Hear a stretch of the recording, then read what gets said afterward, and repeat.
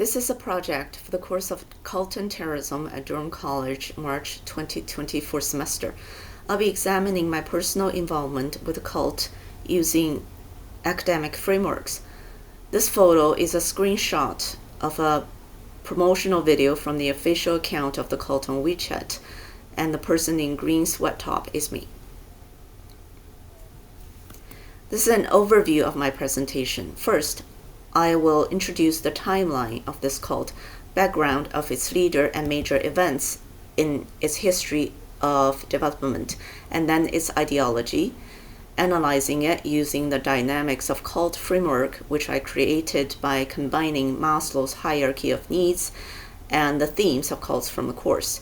Then using Stark and Bainbridge's framework of the three types of cults to examine its expansion and then the reason for my leaving, and some advices or lessons I learned from this experience. This is the timeline. In 1964, Gu was born in a suburb in Shanghai. Both his parents were farmers. After graduating from high school, he worked on his family farm for a year. The hard work made him rethink his career choice and spent a year in hard study to got into Huadong Normal University and studied Marxism and Leninism. After graduation, he worked in a local high school, then went back to university and got a master's degree in Chinese philosophy. Then he got a teaching position in the university and got fired for not complying with the curriculum. He claimed to have realized non-duality when reading Tao Te Ching after some 10 years of Buddhist practices. Some years later, he got a doctorate degree in Chinese philosophy. In 2009, he founded Caixin Academy and started giving free lectures on Chinese classics with an emphasis on Tao Te Ching, but the organization was never officially registered. During that time, he was leading retreats with focus on chanting Tao Te Ching as a meditation method, which was branded as his creation and specialty later on. Due to illness, he stopped these group activities in 2013, but remained active in social media. In 2016, he started using online platforms as a major tool for dissemination, using primarily Qianliao, an online teaching platform, and WeChat group chat, a social media platform. In 2022, he was divorced and moved to Yunnan and bought a house and a temple with funds raised from his followers. In 2023, he started live streaming and video promotions with themes on Buddhism and religious practices through WeChat, TikTok, and other social media platforms. Ideology. This is taken from Baidu. It was posted in 2013, 4 years after the official setup of the organization. You can pause the video to read the translation if you want, but I will just move on to the summary.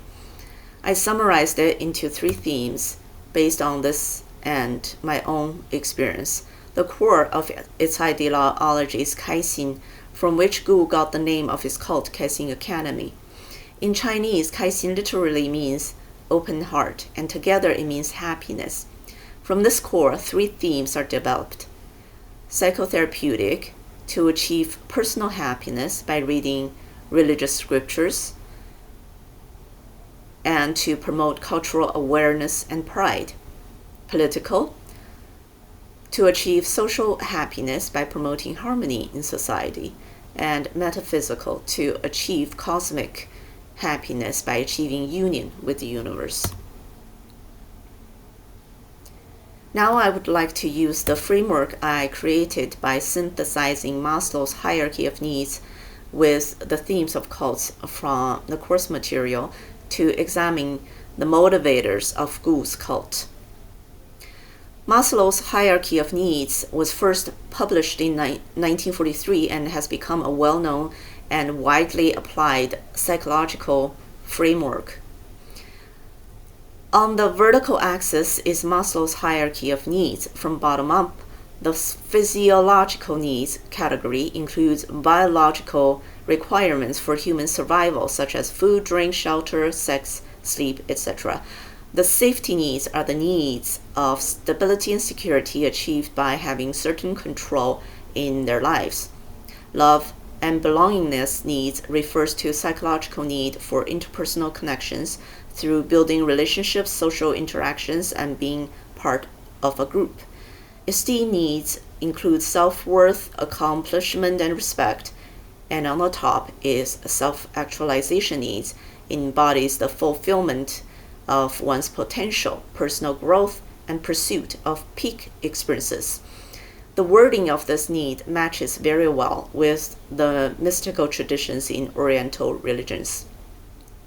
From left to right on the horizontal axis is the four major ideological themes of cults.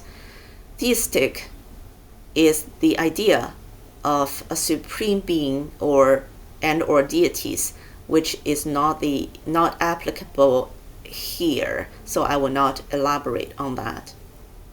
Political themes mostly seek the realization of political ideology, commonly in social issues, to ensure or improve physical and emotional well-being of individuals and society. Metaphysics is otherworldly and often associated with enlightenment, which is depicted in Oriental mystical traditions as the peak experience of self-actualization. A focus on psychotherapy aims to help a personal group initiate change, overcome challenges, or elevate their position mentally, physically, or spiritually. Now let's take a look at what Gu proposed in 2013 and apply it into this chart. The three themes are psychotherapeutic, to achieve personal happiness; political, to achieve social happiness; and metaphysical, to achieve cosmic happiness. With these three themes, all five tiers of human needs are covered. Then the impression then is that he aimed to provide solutions to all human needs. Now let's take a look at the present situation. This is its official account on WeChat.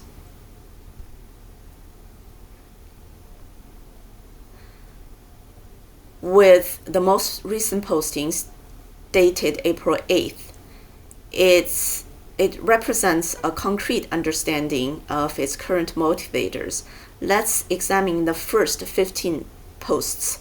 Among the first 15 posts, 13 are client testimonials and 2 are Gu's preachings. I took the keywords from the headlines, and in client testimonials are health, parenting, self-salvation, depression, suffering, loneliness, light, prayer, emotional stability, trust, and enlightenment. And keywords from 2 Gu's preachings are enlightenment and love, vipassana, and enlightenment and meditation. Now let's take the keywords and place them into the same chart.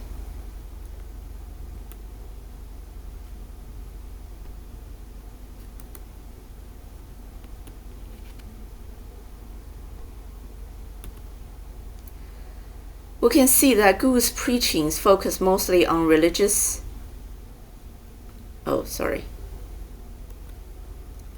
health, parenting, self-salvation, depression, suffering, loneliness, light, prayer, enlightenment, vipassana, emotional stability, trust, love, meditation.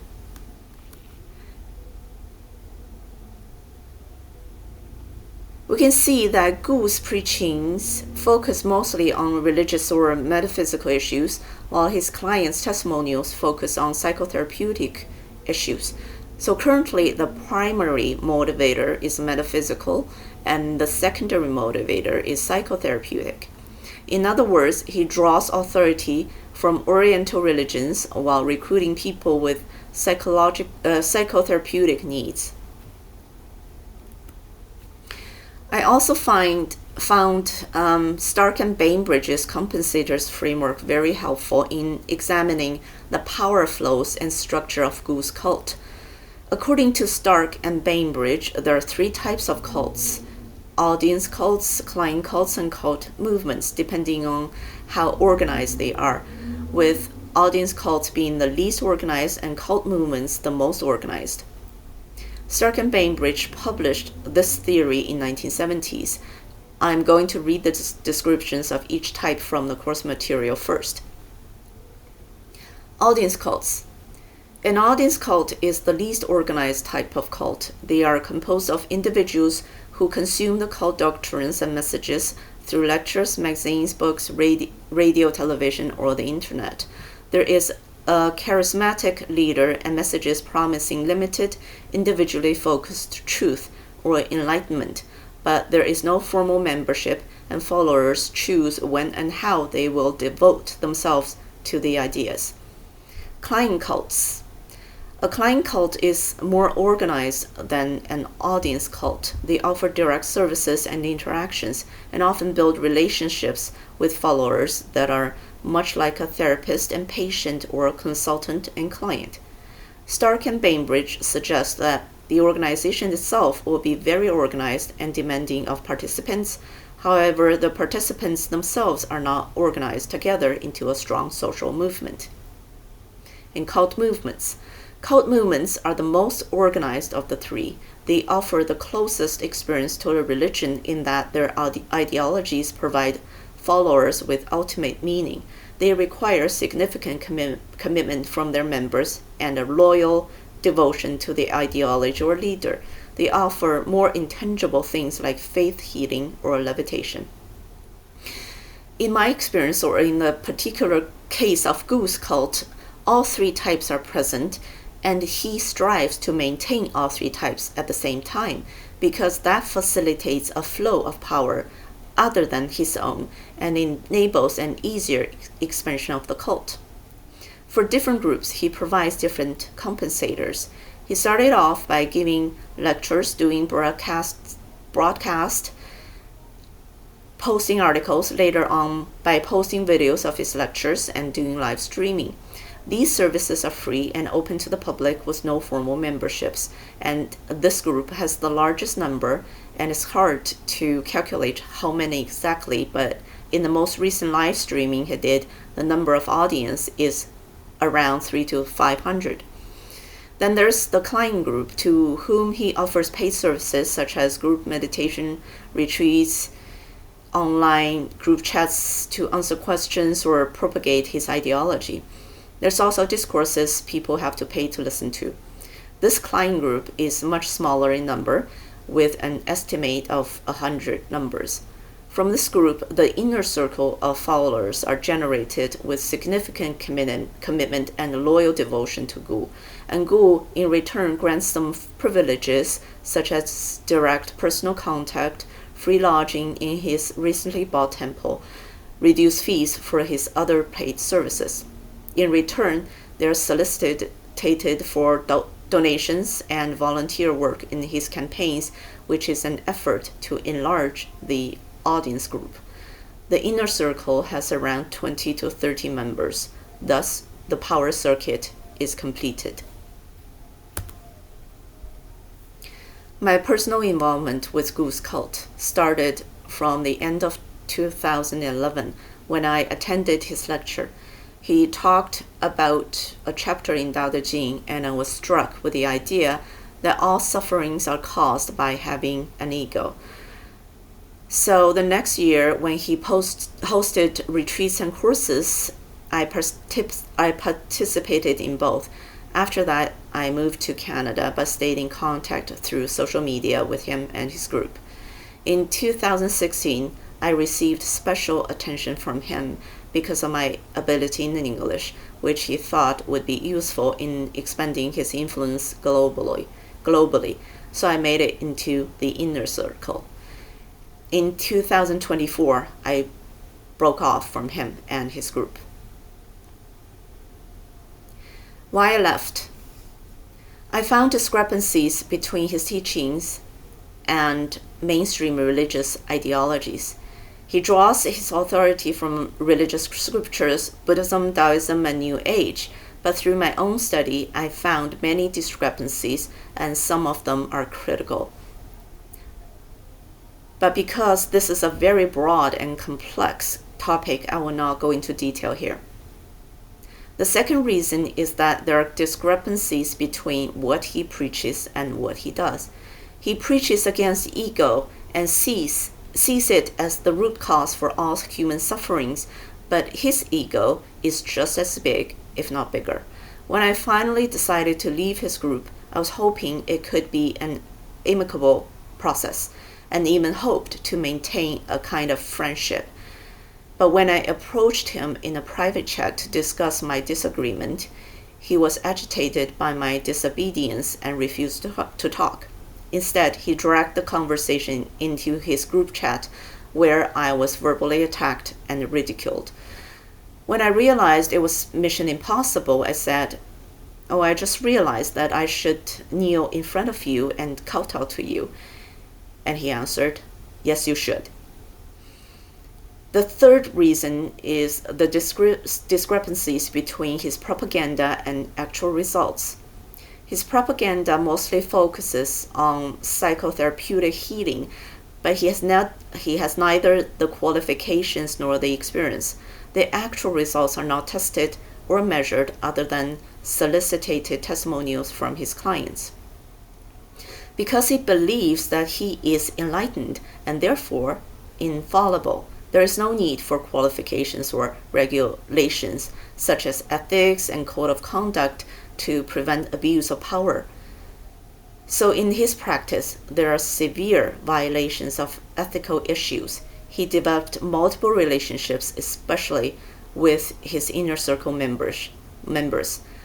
Because of the power structure, with him being the one with authority, the complexity of the relationships creates loopholes for manipulation. Out of trust in his authority and the fear of isolation and conflict, his followers will do things to please him and attack or outcast anybody who is in disagreement with him. By looking back to my personal involvement in this cult and the lessons I've learned, here's some thoughts on what could be helpful to help someone you care about who is involved in a cult. First of all, relax. Most cults promote compassion, peace, and love, at least in their ideologies.